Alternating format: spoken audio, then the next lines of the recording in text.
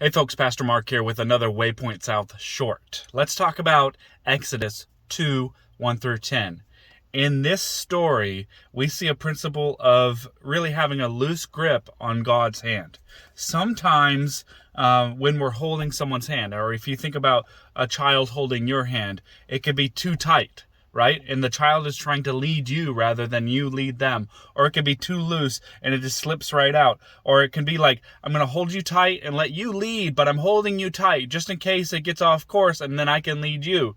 With God, we want to hold loosely to his hand and allow him to pick up the slack.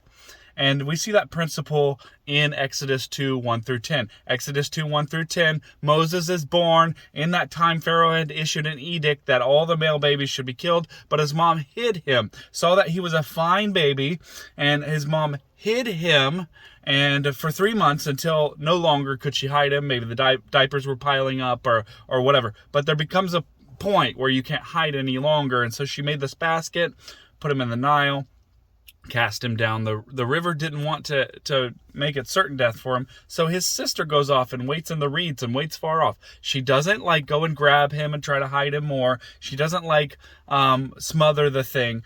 She waits for the thing to play out, and she's believing that God's going to do something with the whole thing. And so Pharaoh's daughter comes along, sees the baby boy in the basket, picks it up, and then Moses' sister comes in and says, hey, do you want me to get one of the Hebrew women to nurse this baby? Because if you're going to save it, then we need someone to nurse it, and you're not prepared to do that. And so Moses' sister is able to take the baby back to his mother, and the mother gets paid to nurse the baby.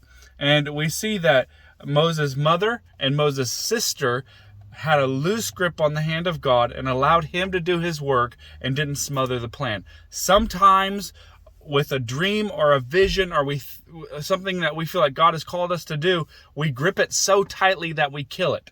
And so Jesus says that if you want something to grow, you have to allow it to die first. And sometimes with your visions or your dreams or whatever God's called you to do, you have to kind of let it go and give it up to God before it will really come to fruition.